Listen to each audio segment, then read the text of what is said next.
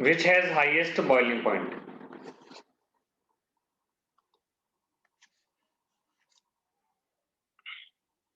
First option is acetone. Second is dilethyl ether. This is acetone.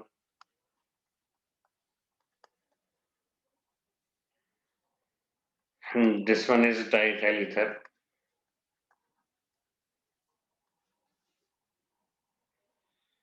Methanol. This one is methanol. And this one is ethanol.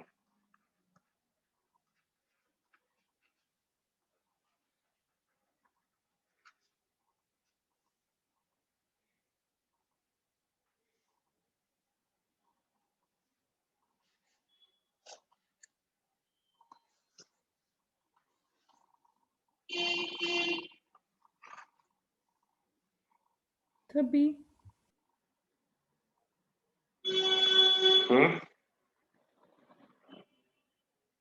No. जी। क्या था वापस बोलना? B. B नहीं है। तो फिर ए। ठीक है, आंसर डी क्यों होगा? आंसर डी है इसका। एसीटोन का एक मॉलिक्यूल एसीटोन के दूसरे मॉलिक्यूल से हाइड्रोजन बॉन्ड नहीं बना सकता। डाइथाइल ईथर का एक मॉलिक्यूल डाइथाइल ईथर के दूसरे मॉलिक्यूल से हाइड्रोजन बॉन्ड नहीं बना सकता। मेथनॉल का एक मॉलिक्यूल मेथनॉल के दूसरे मॉलिक्यूल से बना लेगा। एथेनॉल का एक मॉलिक्यूल एथेनॉल के दूसरे मॉलिक्यूल से बना लेगा। बट चूंकि एथेनॉल का मॉलिक्यूलर वेट ज्यादा है, इसलिए हाइड्रोजन बॉन्ड तो दोनों में ही है, इसमें भी। चूंकि एथेनॉल का एक मॉलिक्यूल एथेनॉल के दूसरे मॉलिक्यूल से और ज्यादा स्ट्रॉन्ग फोर्स ऑफ अट्रैक्शन जुड़ा होगा। क्यों? क्योंकि इसका सरफेस एरिया ज्यादा है, क्योंकि इसका मॉलिक्यूलर वेट ज्यादा है तो सरफेस एरिया भी ज्यादा है। तो एथेनॉल की एक मॉलिक्यूल और एथेनॉल के दूसरे मॉलिक्यूल में फोर्स ऑफ अट्रैक्शन वो क्या होगा? इवन स्ट्रॉन्गर होगा। ठीक है, इसलिए यस सर। आपके आंसर क्या आ जाएगा? Fourth. B. In which of the following hydrogen bond can exist even in gaseous state? करिए। Sir H.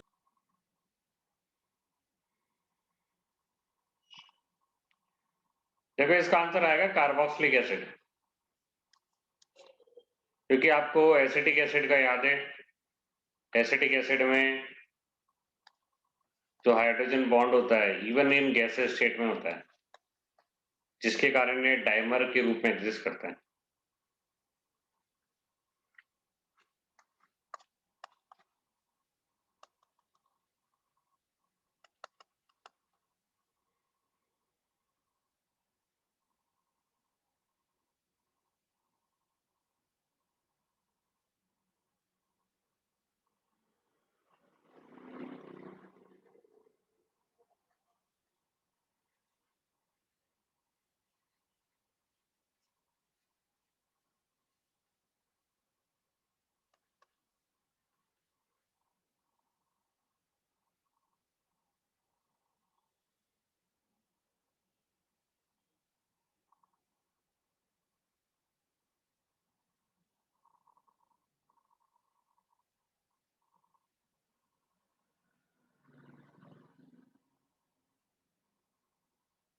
ये डाइमर ऑफ एसिटिक एसिड है।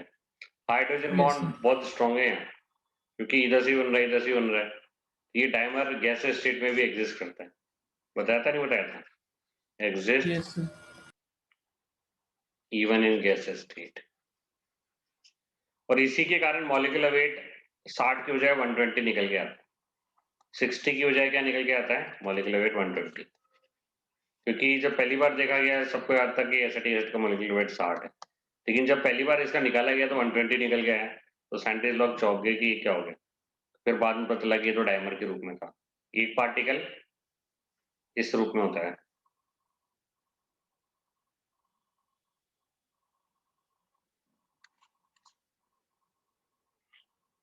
ठीक है ना?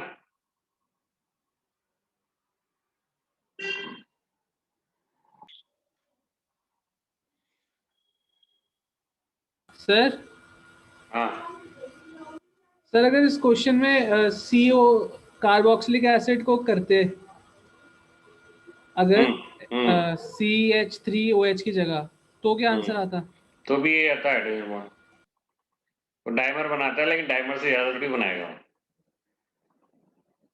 ये समझे, गैसीय स्टेट में डाइमर के रूप में रहेगा, लेकिन जब लिक्विड Yes, होगा, sir. जब तो लाखों करोड़ों सारे आपस में एसोसिएटेड होंगे ना, यस सर। तो भी हाइड्रोजन बॉन्ड तो ब्रेक हो गई, तभी तो गैसीय स्टेट में जाएगा। ठीक है, तो ये मेथनॉल की मॉलिक्यूल हैं, ये सब आपस में हाइड्रोजन बॉन्ड के जरिए एसोसिएटेड होते हैं। अगर गैसीय स्टेट में आपको इसको पहुंचाना है तो सारे मॉलिक्यूल्स को एक दूसरे से अलग अलग करना पड़ेगा, और वो अलग करने के लिए हाइड्रोजन बॉन्ड को ब्रेक करना जरूरी है। ठीक है ना? Yes sir. yes sir.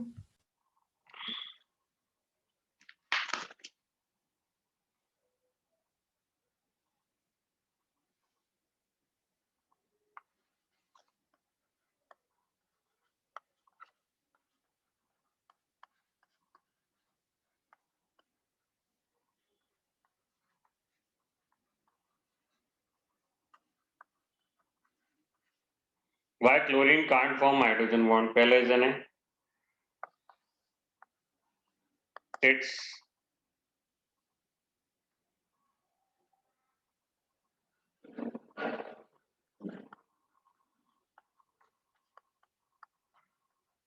electronegativity is less.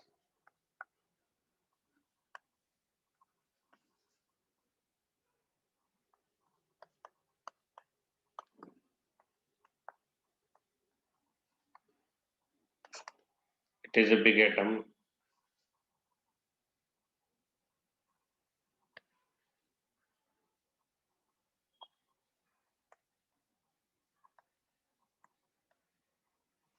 Chlorine can form hydrogen bond.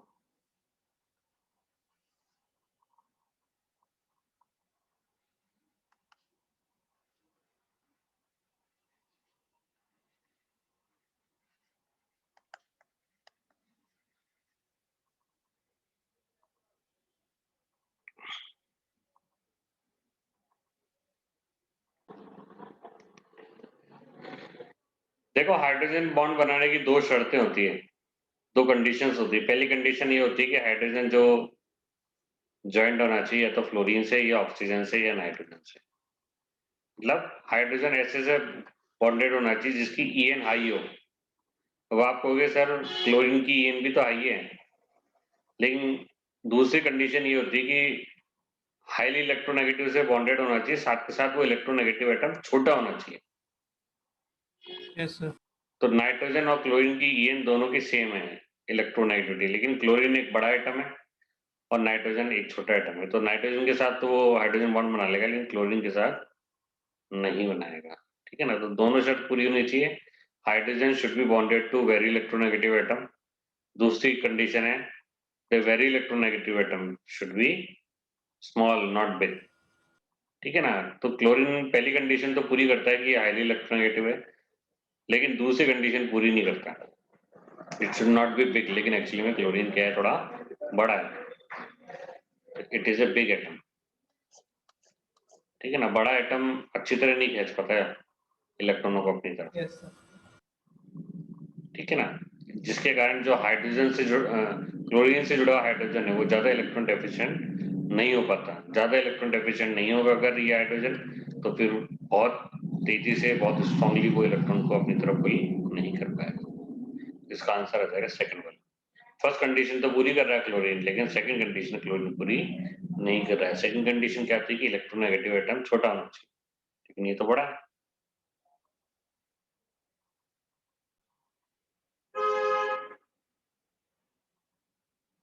Intramolecular hydrogen bonding मतलब मॉलिक्यूल के अंदर ही अंदर जो बन रही है वो सेल्यूलोज में बन रही है। सेल्यूलोज एक्चुअली पॉलीमर होता है किसका? ग्लूकोज का। और ग्लूकोज में आपको याद है कि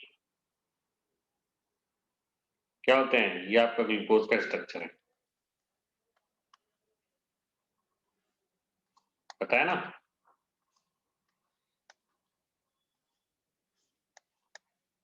एक दो तीन चार पांच,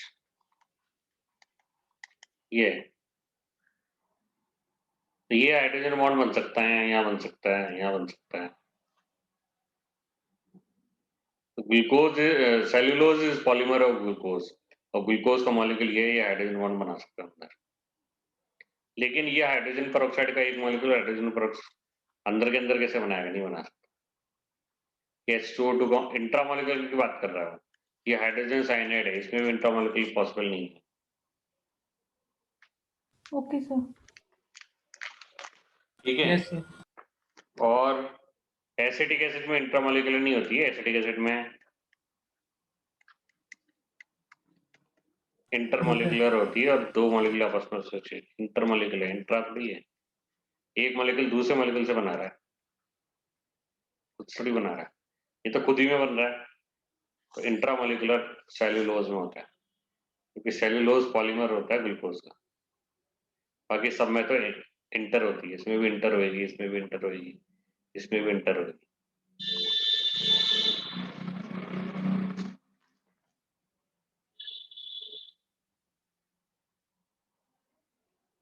ठीक सर है आप ना। वीडियो कब अपलोड करोगे? आज कर दूंगा पक्का 100%।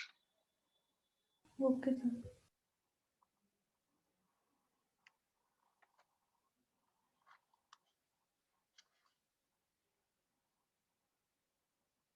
ठीक है।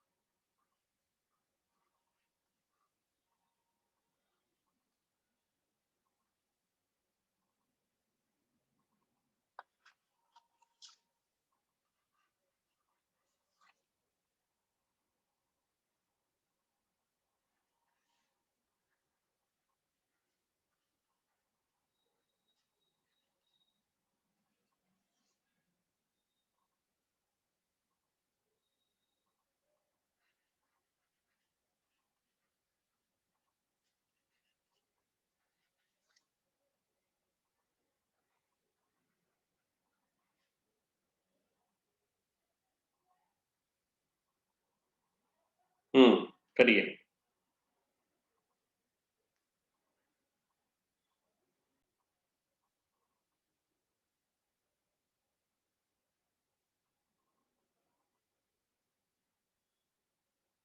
ये आएगा, क्योंकि इसमें ये जो आपका बी है, ये आपका ऑर्थोनाइट्रोफेनॉल है, इसके अंदर इंट्रामोलिकुलर हाइड्रोजन बॉन्डिंग होती है। इंट्रामोलिकुलर हाइड्रोजन बॉन्डिंग के कारण एक मॉलिक्यूल दूसरे मॉलिक्यूल से एसोसिएट नहीं हो पाता। एक मॉलिक्यूल दूसरे मॉलिक्यूल में कोई एसोसिएशन नहीं है। इसका मतलब बीपी इसका बहुत कम रहेगा, क्योंकि थोड़ा सा आप टेम्परेचर दोगे गैसेज स्टेट में चल जाएगा। तो गैसेज स्टेट में चल जाएगा तो बहुत ज्यादा वेपर बनेगी, है ना। वेपर्स बन रही है, गैसेज स्टेट में चलेगा, वेपर बनेगी, मतलब इसका वेपर प्रेशर जो होगा बी वाले का, वो ए से ज्यादा होगा। बॉइलिंग पॉइंट तो इसका ज्यादा है, लेकिन वेपर प्रेशर इसका ज्यादा है। Yes sir.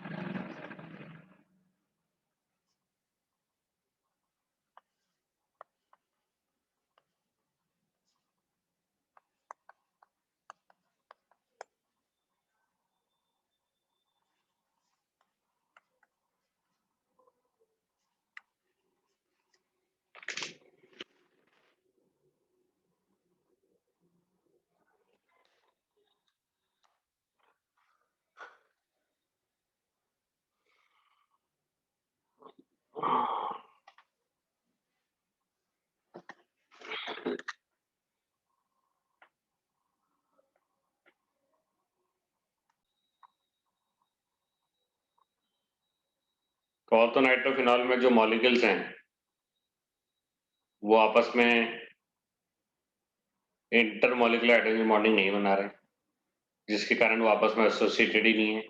तो थोड़ा सा टेम्परेचर दोगे वो गैसियस स्टेट में चल जाएंगे और बहुत ज़्यादा वेपर प्रेशर बनाएंगे। तो मतलब सेकंड वाले की वोलेटिलिटी बहुत रहेगी।